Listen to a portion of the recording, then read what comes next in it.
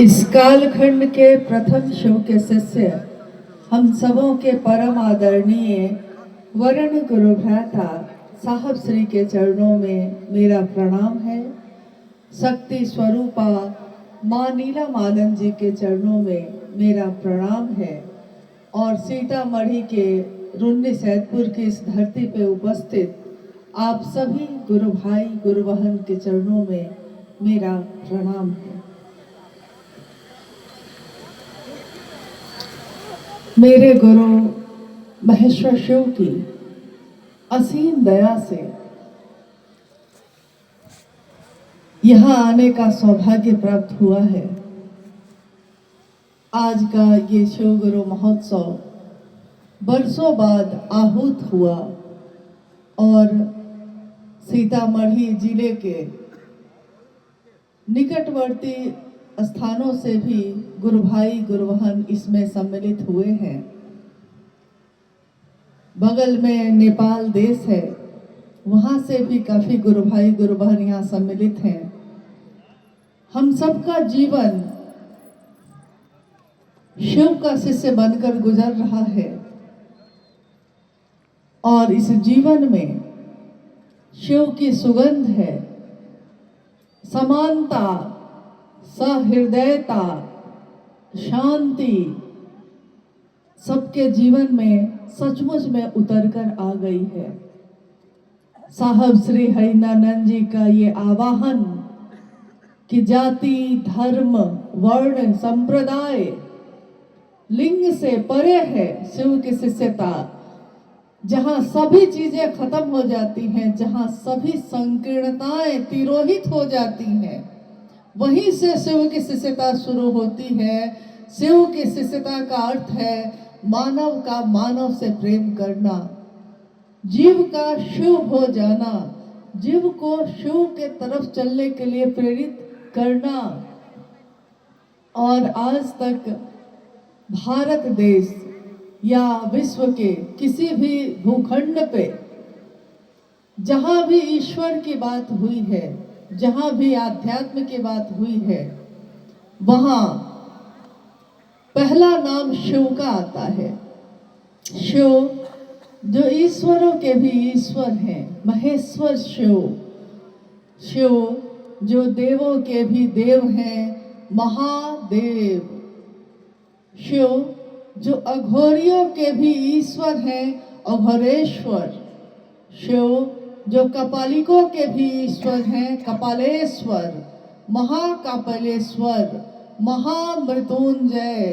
काल भी जिससे नियंत्रित होता है, भय को भी जिससे भय लगता है, महाकाल, महाभैरव, नटराज शिव। शिव के अनेक स्वरूप हैं, शिव के अनेक रूप हैं।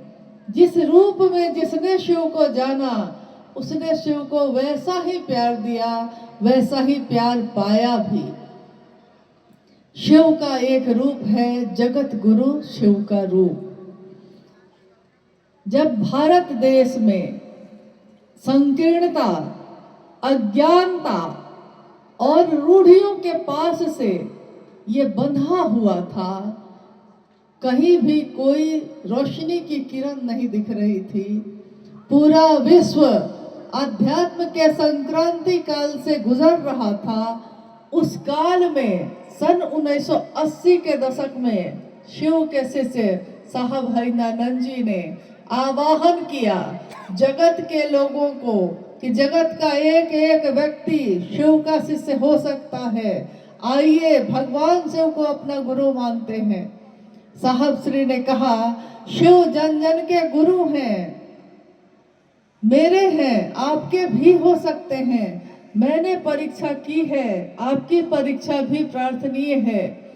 उन्होंने प्रार्थना की, उन्होंने ये नहीं कहा कि मैं कह रहा हूं इसलिए मान जाओ।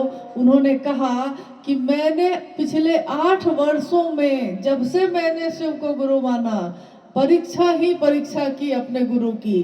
कहते हैं गुरु शिष्य की परीक्षा करते हैं, परंतु शिव के शिष्य ने शिव को गुरु बना तो लिया और शिष्य ही गुरु की परीक्षा कर रहा है। पिछले 8 वर्षों में साहब श्री ने देखा कि जो वो सोच रहे हैं सो हो जाता है, जो वो कहते हैं वो घटित हो जाता है। यहाँ तक कि जो उनकी सोच है दूसरों को शिव की तरफ बढ़ाने की, जो अंतः प्रेरणा जगी है उनके मन में, ये अंतः प्रेरणा कि अगर यदि विश्व का मानव, संपूर्ण मानवीय सृष्टि अगर अपना शिष्य भाव देती है शिव को गुरु मानकर, तो विश्व गुरु शिव को विश्व के मानव के अभ्युदय का भार, उसका उत्तरदायित्व लेना ही पड़ेगा। साहब श्री ने कहा कि मैंने देखा है शिव से सुंदर कुछ भी नहीं, शिव से अच्छा कुछ भी नहीं, शिव से बड़ा मित्र नहीं, शिव से बड़ा कुछ भी इस धरती पे नहीं है। शास्त्रों ने लिखा कि नास्ति सर्व समो देवो, नास्ति सर्व समा गति, यानी शिव से बड़ा कोई देव नहीं है, शिव से बड़ी कोई गति नहीं है। नास्ति सर्व समो रणे, नास्ति सर्व समो दाने, शिव से बड़ा कोई योद्धा नहीं है, शिव से बड़ा कोई दानी नहीं है। अगर महादानी कोई है भी तो शिव है। और साहब श्री शिव के शिष्य ने कहा नास्ति सर्व समो गुरु, शिव से बड़ा कोई गुरु नहीं।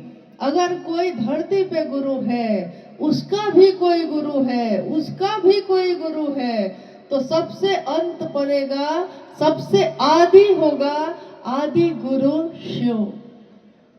उन्होंने कहा कि जगत में रहने वाले अमीर हो या गरीब हो, चाहे वो अलग अलग जाति अलग अलग धर्म के हों, परंतु यदि वो अपना शिष्य भाव देते हैं, अपने मन का भाव चढ़ाते हैं, तो महादेव गुरु के रूप में कोई भेद नहीं करते, महादेव ईश्वर के रूप में भी भेद नहीं करते, महादेव गुरु के रूप में भी भेद नहीं करते, जहाँ सारे भेद खत्म हो जाते हैं।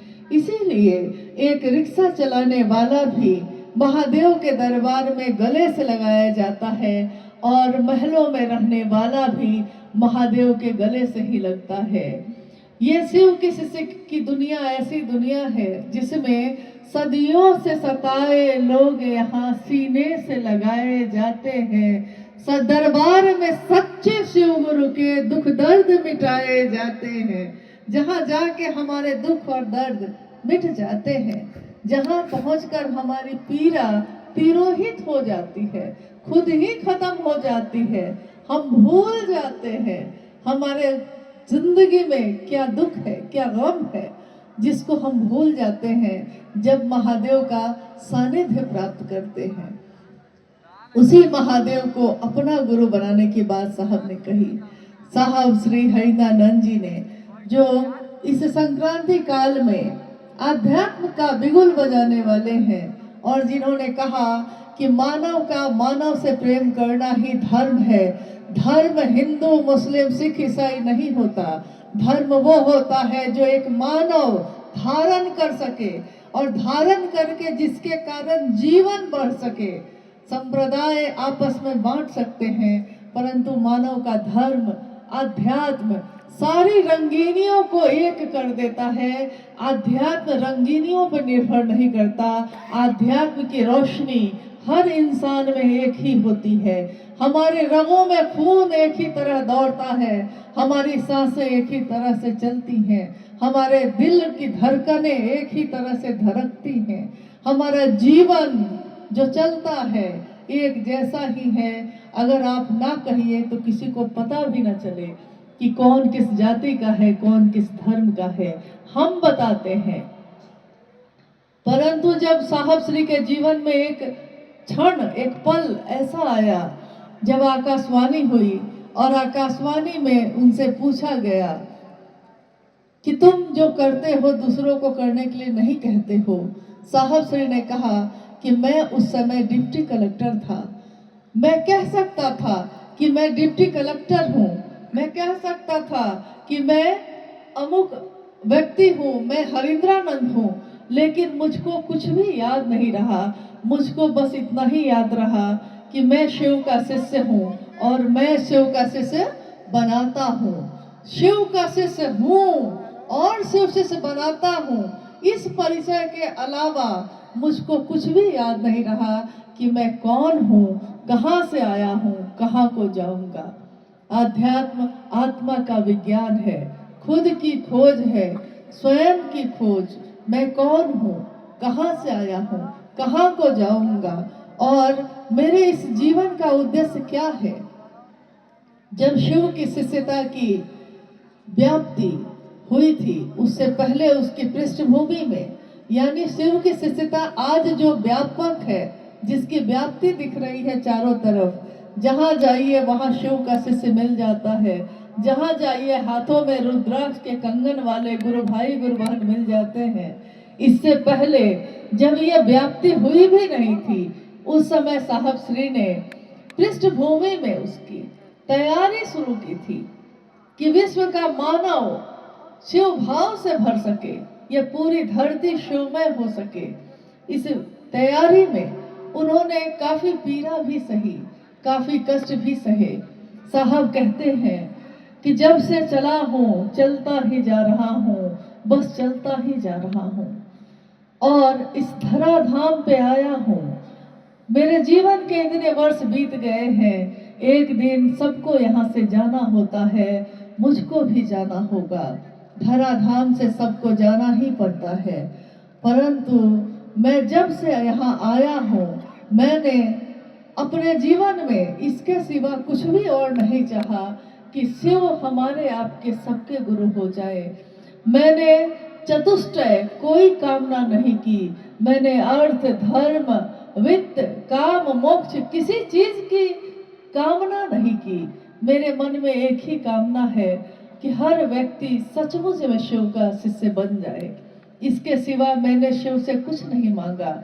दुनिया ने शिव से मांगा, दुनिया ने शिव से अपनी मनोकामनाओं की पूर्ति मांगी।